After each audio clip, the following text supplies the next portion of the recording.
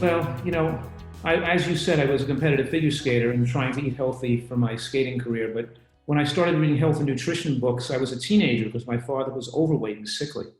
And I incorporated that into my life and was incorporated into my family's life. And when I got to a certain age, I just recognized and was influenced, of course, that my passion really was nutrition, and going to medical school would be the best avenue to be able to exercise that passion and have the most rewarding career, since I was so passionate and interested in nutritional excellence and watch. And I knew back then, 40 years ago or more, that people were digging their graves with their knives and forks, and people were going to doctors and getting poisonous drugs, for things that they were creating with their own bad health habits.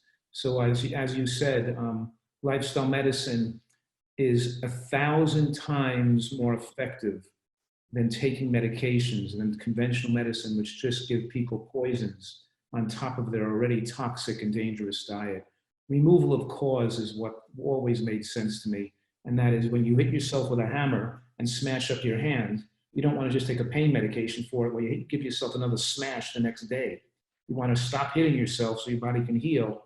And we've been socialized to believe in other words, to ignore the miraculous self-healing powers of the human body.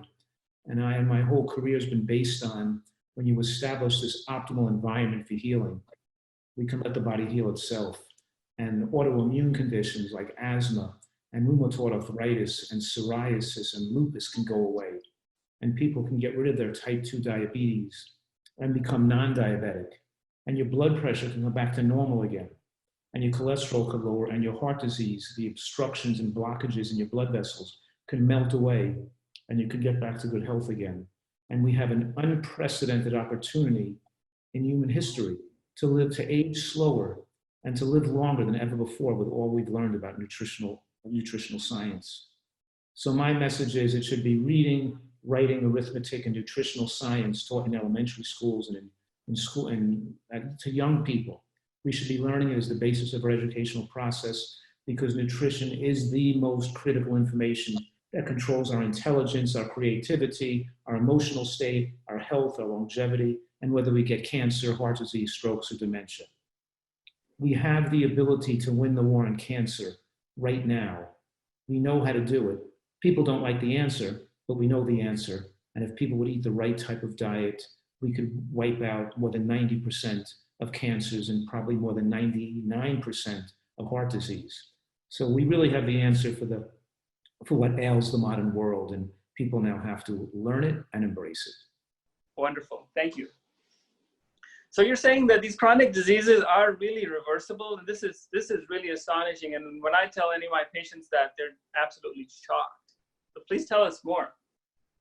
That's right. I mean, can you imagine that if you go to a doctor and you're overweight with high blood pressure and diabetes, they tell you have to be on drugs the rest of your life. And we know that these medications increase risk of cancer.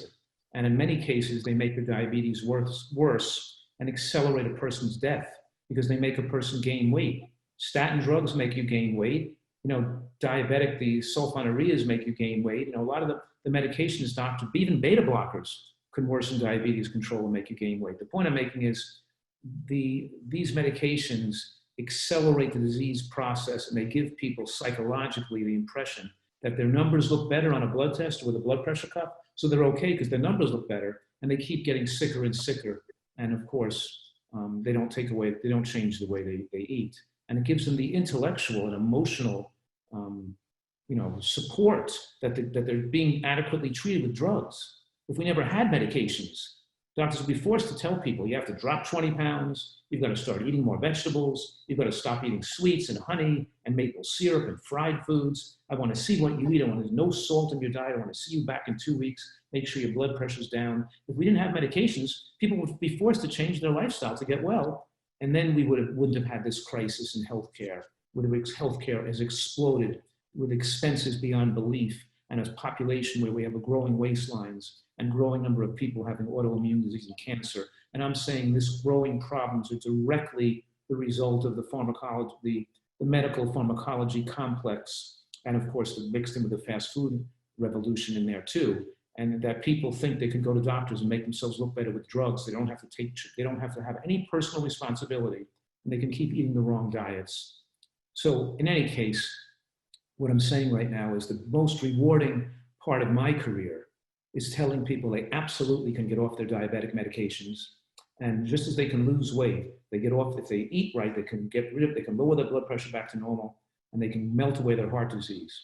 But besides that, why have to have fear of cancer and dementia as you age? Because if you eat the standard diet, those are things that are going to develop. Your risk of getting cancer is higher as you get older, and your risk of getting dementia and memory loss is, almost inevitable. And then, of course, we have this COVID thing.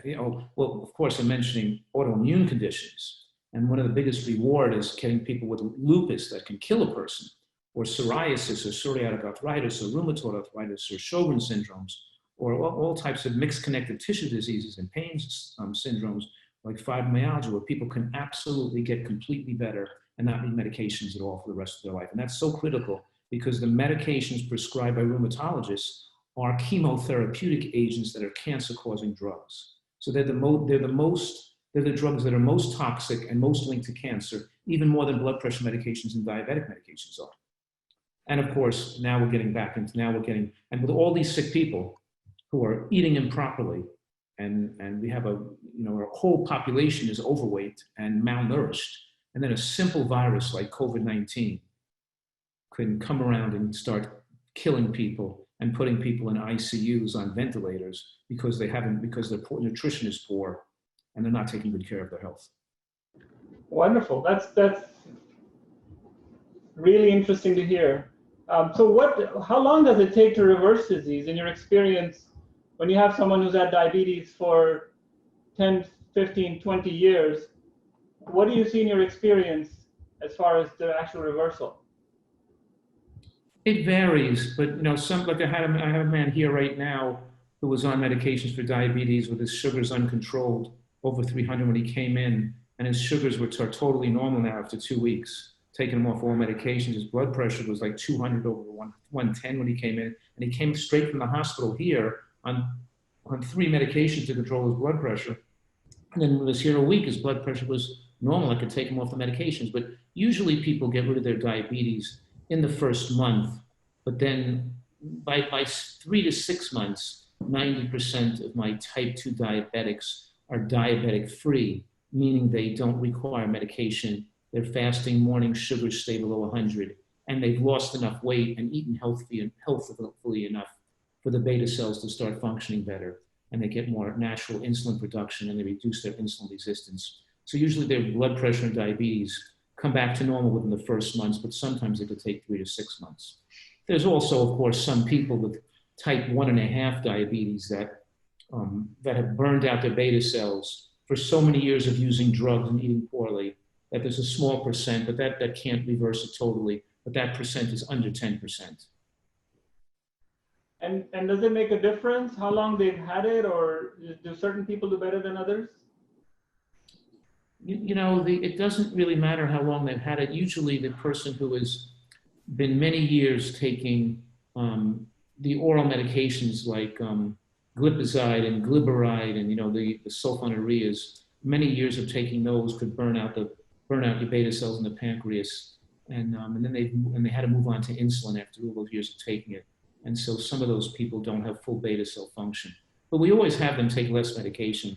But sometimes, there are some type 2 diabetics that are no longer real type 2s anymore. Their insulin production by the beta cells are almost non-existent, and they require a little bit of insulin. Nevertheless, even a type 1 diabetic, or if you're a type 2 that burned out your beta cells and you're a type 1.5, eating this way still prevents the morbidity and mortality that befalls a type 1 diabetic or a person who needs insulin. What I'm saying right now, the way we treat our type 1 diabetics is barbaric, because we let them take more insulin to cover whatever they want to eat. And excess insulin drives cancer, causes weight gain, and accelerates the morbidity and mortality of type 1 diabetes and type 2. So when we have a type 1 diabetic, we're usually reducing their insulin by about a half. And with time, we can reduce it by about 60%, and only taking 40% of what they originally were taking before, and they eating the diet to require excessive amounts of insulin. They may be taking 3 to 4 units before each meal, and maybe 10 to 15 at night. So they're taking somewhere between between 15 and 25 units of insulin a day. They're not taking 40, 50, 60, 80 units of insulin a day. It's the excess insulin that type 1 diabetics are taking. That's because they become insulin resistant and eat a diet that's not healthy. And it's the diet and the excess insulin that's killing off these type 1s early. And the fact that doctors allow that or advise that, they advise just eat, cover your carbohydrate with more insulin, not restricting their diet to a lower glycemic, more favorable diet, so you don't require all that insulin. So you're saying, Dr. Fuhrman, that you have a solution. You're doing something magical here, which it seems like mainstream medicine doesn't know about or doesn't talk about. You're saying that type 2 diabetes can be reversed in the sense that you can reduce medications for almost everyone, in some cases eliminate medications. You're saying heart disease can be reversed, symptoms can be improved, medication can be reduced. You talked about autoimmune conditions, which is a big deal. You talked about lupus. There's other ones like thyroid conditions or rheumatoid arthritis. It seems like we have an epidemic of autoimmune conditions. And you're saying that you have a solution for all this? What is it that you do? What happens when someone comes to see you and gets on your plan? It's funny because when they come to see me, I say, do you want to improve your health somewhat? Or do you really want to go all out with 100% nutritional excellence and lose 20 pounds the first month and 10 pounds the second month and get totally well from your psoriasis, your diabetes, or your asthma? Or do you want to just do this? And they say, no, I want to do everything. I want to do I want to get totally well. And then I say to them, well, then don't decide, then you can't make any choices about what to eat. It's not about what you like to eat, what you feel like eating, what you think you should eat, what you learned you should eat, it's I want to control what you eat. I'm going to decide what goes into your mouth, and then we can give you the absolute perfection of human nutrition with enough green vegetables and enough raw and enough cooked with mushrooms and onions and scallions and all these healing foods and berries and flax seeds. And then I promise you, I will teach you the recipes and your taste buds will improve and change. And I guarantee you will love eating this way and love the flavor and the taste and the enjoyment of it. But at the beginning, don't go for that. At the beginning, just do exactly what I say, because it takes time for your taste preferences to change, and it takes time for you to learn the recipes, and it takes time for you to, so while you're learning about this, just do exactly what I say, and then you'll at least be testing my protocols that I've developed over the last 30 years for diabetes or for lupus. And you'll be testing it and see, is this really as efficacious as Dr. Fuhrman says? Will it really get rid of my psoriasis? Will it really get rid of my lupus? Will I really lose 15 to 20 pounds the first month? Will I really and continue to lose 8 to 10 pounds every single month till I get to my ideal weight? So in other words, when you do it, it works, but people really have to do it. And if they're sick, they can't do an 80% version. If they're sickly, they have to do it 100%, because that's when the miracles happen. When you take away all the nutritional stresses, you remove all the extra salt, the fried foods, the meats and the fats, and you really get them on an excellent diet, and the body starts to get flooded with phytochemicals and micronutrients, and the body's own miraculous self-healing powers are able to flourish. Wonderful. So you just said something about eliminating meat and oil. So am I hearing that what you're promoting is a vegan or a veganish diet? Because we've heard things about Mediterranean diets that have things like olive oil and salmon, and we hear that omega-3 oils are really important for the diet. And now we're talking about a vegan diet, which is very low in fat. That's right. Well, one thing we know from the large-scale epidemiologic studies, and we give more credence to studies that go on for decades with many thousands and thousands of people, and that look at hard endpoints like death. And what we find in those studies is that the exclusion of all fat from the diet or the use of oil does not allow for lifespan enhancement compared to using some nuts and seeds in the diet. That the utilization of nuts and seeds as your main source of fat, and we're talking about flax seeds and sesame seeds and walnuts and pecans as your main source of fat in your diet. And so nuts and seeds are definitively, in the meta-analysis and almost every study tested, show dramatic enhancements in cardiovascular mortality and all-cause mortality and cancer rates for some using some whole plant food fats in their diet. And as you mentioned earlier, the omega-3 index is also critically important. Now, even though I advocate a vegan diet or a near vegan diet for my patients with disease, and with serious illnesses here at my retreat, we don't play around with small amounts of animal products, because when people are overweight and food addicted, a little bit of animal products makes them want to eat more of it. And they don't have a cutoff switch. And they don't really know how much is okay. It's better to just take it out completely and just put them on a vegetable-based diet. It assures them the most, the most boundary lines of how far they should go. I have no strong objection for a healthy person wanting to eat a few ounces a week, 2 to 6 ounces a week of animal products. So most Americans are eating, 10 to 15 ounces a day. I don't mind a few ounces a week, but the point is that it's just simpler to give people a vegan diet, especially when they're sick. But then my 3 decades of experience of treating the vegan community, and many of which were elderly people who were my mentors even, who were eating super healthy vegan diets, and watched them become demented in their later years or develop Parkinson's, made me very cautious about the lack of omega-3 fatty acids, preformed omega-3 fatty acids. So there is a benefit to taking fish oil or eating some fish if you are omega-3 deficient. But nowadays, we have available vegan omega-3. So you don't have, that's EPA and DHA. What I'm saying right now, there's something in the blood called an omega-3 index, where you can do a blood test to discern whether the level of omega-3, of DHA and EPA compared to omega-6 fatty acids on the blood cell membranes have at least 5%, let's say, of omega-3 compared to omega-6 on the membranes of your cells. And we see that levels below 5% start to develop higher risk of cognitive impairment and dementia and even brain shrinkage with aging for people who have 4%, 3%, 2%. And the amount of your ability to convert short chain ALA into EPA and then DHA is very genetically determined based on your conversion enzymes. So some people convert it more regularly and more easily. They don't really have to eat those fats, and other people are more dependent on them. But I'm cautious to make sure none of my patients or my people who follow my work don't get into trouble with developing later life. Because if they live to be, 95 or 100 years old, we don't want them having to suffer with dementia over the last 10 years of their life, like so many have. We want them living longer and keeping their full mental faculties intact. And the way we achieve that is keeping an eye on their omega-3 index as they're getting older, before they get to the old age, and make sure they supplement accordingly to make sure they keep that omega-3 index above 5.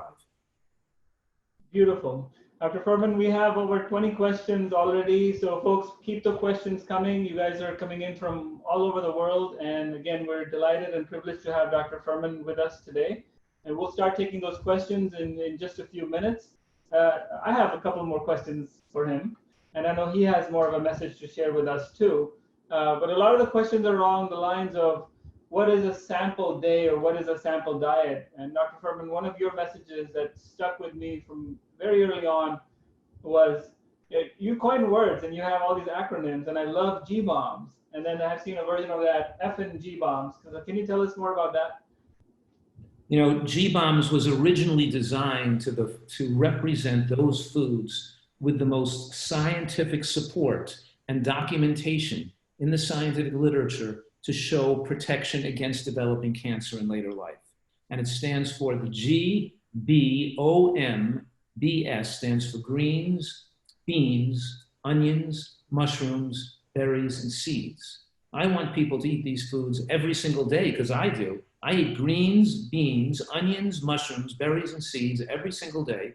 And now more than ever before, this message has to get out, because the same you could say phytonutrients like the ergothioneine in mushrooms, or the lignans in flax seeds, or the isothiocyanates in green cruciferous vegetables, these same compounds that protect us against cancer, normalize your immune function, prevent cytokine storm, keep our defenses high against viral invasion, and make us so exposure to COVID-19 becomes a meaningless exposure.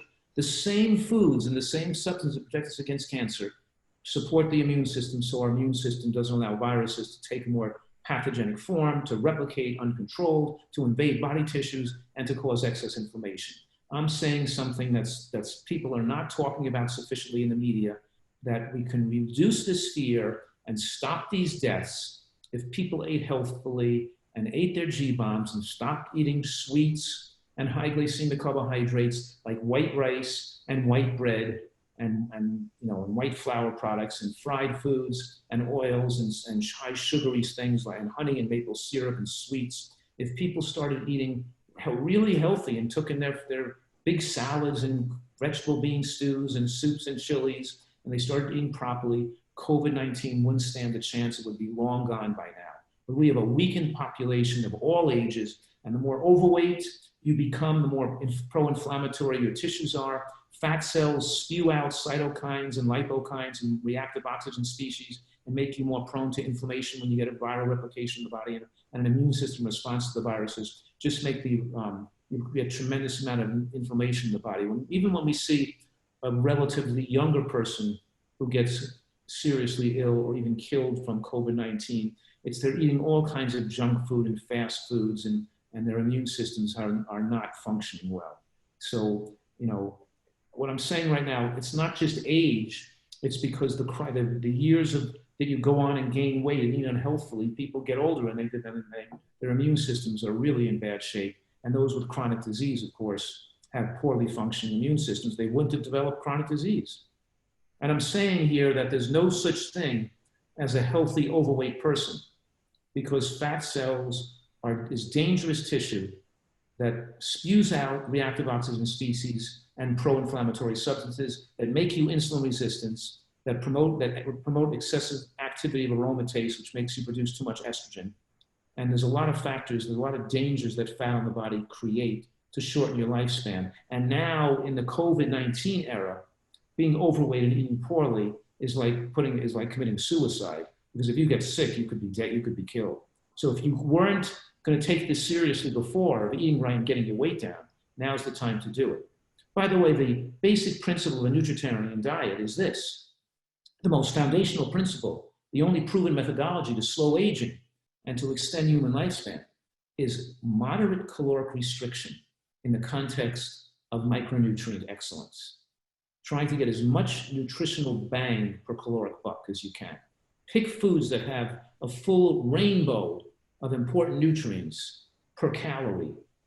And when you do that, the more you supply your body with its needed micronutrients, and the higher the micronutrient density of foods you absorb, or you can consume, the less your appetite becomes. You're satisfied with less food, and you don't need to overeat anymore. And when you don't meet your micronutrient needs, and when you eat processed foods and fried foods and sweets and bagels and pizza and French fries and burgers, and when you eat unhealthy foods, you become a calorie-consuming monster, and you can't stop putting food in your mouth. And if you don't overeat constantly, you feel too fatigued and weak, because you need to overstimulate yourself with extra calories. So you comfortably eat the right amount of calories only when you eat the right foods. So this enables people to control their ravenous appetites and their addictive eating behaviors. And I know you've created indices of superfoods, and you even have a superfood index, which is very popular. And would you say that the G-bombs would be sort of a broad group of what you would consider as nutrient-dense foods that would give us the nutrients that we need without excess calories? Yes, definitely. But I put vegetables are the key to a healthy diet. People don't like that term vegetables. They'd rather have a magic pill so they can still smoke and not get lung cancer. But if they don't eat the vegetables, they're at risk of breast cancer, prostate cancer. So we want people to eat a lot of green vegetables too. So when you asked me earlier, what does a nutritarian diet look like? The lunches I serve people here at our retreat and I want people to eat, I want them to have a big salad of raw vegetables with some cruciferous on it, like cabbage or bok choy or arugula or cabbages. And I want them to have a dressing that instead of using an oil-based dressing, I want it to be made from nuts and seeds. That might be blending, cashews and sesame seeds mixed with a navel orange with some blood orange vinegar and lemon. Or it might be a tomato sauce with sun-dried tomatoes and roasted garlic and a little bit of balsamic and some almond butter in there. Or maybe, in other words, a big salad with maybe beans and scallions and red onion and then a bowl of vegetable bean soup or a stew or a chili or some bean dish. So they have vegetable bean soup and a big salad and a piece of fruit for dessert. If the whole world just did that lunch, we'd stop seeing all these deaths. And lunch is the most important meal of the day, by the way. That should be your main meal is lunch. We shouldn't be eating a lot at dinner. Dinner could be like a mixed vegetable wok, a water wok vegetable with a Thai curry sauce, or it could be, a lot of different. Today we had a bean wrap and some chopped salad with a guacamole dip. Whatever you're eating, but I'm just saying you want to eat at a lighter dinner and an earlier dinner. The trick to a long life is not going to bed on a full stomach after a heavy meal. Eating this big heavy meal late at night of meat and cheese and fried foods where you have this big heavy digesting meal in your stomach all night long, that really tremendously shortens lifespan. The trick is to eat a light earlier dinner, finish eating by 5 or 6 o'clock, and try not to eat the rest of the night. Clean your teeth, clean the kitchen, shut the door of the restaurant, meaning your kitchen down, and do other things to occupy your interest late at night, and don't keep eating food all night long. Beautiful. And that's very much in line with what we've learned in Ayurveda, where they talk about the digestive fire being the strongest in the daytime and for lunch to be the main meal and to eat a very light dinner and not to go to bed on a full stomach. That's really wonderful. And we were talking the other day and you had said something about preventing COVID. It's good to not touch your face, but you said something else about not touching, which I think was a very catchy phrase as well. Yes, I said, more important than keeping your hands away from your face is keeping the junk food and fried foods and sweets away from your hands. So an ancient wise man once said that about COVID-19. Thank you. We have over 25 questions here. They're just pouring in, Dr. Fuhrman, but we'd love for you to go on. So please tell us more of your message. Well, I would just like to make something clear that we're trying to have people eat more high protein plant foods and not high protein animal foods. Because a lot of questions about protein and the large studies, and even the study, Seventh-day Adventist Health Study 2, show that more animal proteins raise IGF-1, which speed aging and more chronic disease. And plant proteins prevent IGF-1 from going too low, but also prevent it from going too high. You want your IGF-1 to be moderately low, but not too low. And a vegan diet that's too low in protein can cause the IGF-1 to drop too low in the elderly. And a diet that has too much animal protein can cause the IGF-1 to get too high. And we can dial the IGF-1 right to the perfect level and keep it there. And that's why eating foods like green vegetables and beans and nuts and seeds in the same diet, even using soybeans, both edamame and dried soybeans, and red beans and lentils, and in conjunction with green vegetables. We're talking about using green vegetables both raw and cooked, which complements the beans, and also, of course, utilizing some nuts and seeds, which also give you a protein richness. And whole grains that are intact, like quinoa, are a favored grain because they're protein adequate and not high in arsenic. And we're taking people off their rice-based diets, off the white rice because of the high glycemic effect, and off the brown rice because brown rice in this country has been contaminated with arsenic. Most of the rice paddies have been converted first. The soils are not good, and they've been fertilizing them with chicken manure that's arsenic contaminated. And the brown rice in particular takes up arsenic into the hull. And when we're doing tests on people, we're seeing a lot of people on high brown rice diets having very high levels of arsenic in their tissues and in their blood. And arsenic is a carcinogen. So we're trying to switch people to whole grains that do not contain high levels of arsenic as well. So yes, more plant. We're trying to get the plant protein down and increase the high protein, animal protein down and increase the high protein plant foods like green vegetables, like beans, like soy, and soybeans, like quinoa, and of course lentils and mushrooms and things like that. So breakfast might be a time when you eat seeds. You use a whole grain like steel cut oats or quinoa a little bit, but you put your flax seeds and your hemp seeds or your chia seeds in there because though you want those omega-3 and you want the lignans from those seeds with berries. It could be other fruit, but with some berries or low sugar fruits that are rich in flavonoids. So that might, and so you might make a delicious breakfast, something like that, whereas lunch is the salad and the soup, and the piece of fruit for dessert. And dinner, of course, usually is some type of prepared green vegetables where you're using woked or cooked or steamed or blanched or frozen greens like artichokes and asparagus and cabbages and bok choy and mushrooms and onions. And so that's the style of eating, you know. And if a person doesn't want to be a vegan and wants to include animal products, they can put a small amount of flavor a dish, like a couple, maybe an ounce per person, just to give a little flavor to something a few times a week, and not use animal product like a whole giant big piece on the plate. So they're still eating a high vegetable diet with the G-bombs in it, even if they do choose to use a small amount of animal product. Wonderful. So we're hearing G-bombs with every meal, lots of vegetables, eat lots of plants. Beans are superfoods. They're loaded with nutrients without a lot of calories. This is great, Dr. Fuhrman, but sometimes when I go to CNN to check up on the news, I see this sponsored content and I keep hearing from some guy who talks about the plant paradox and how you can die from eating beans and they have lectins and certain plants can be poisonous and things like that. Have you heard anything about that? Yes, I actually been on his show, been interviewed on his show, on his radio show. Anyway, yes, I know who that is, and you know he's distorted the science. It's not really the way that is. I mean, we know that all long-lived populations eat beans, and the more beans they eat, the longer they live.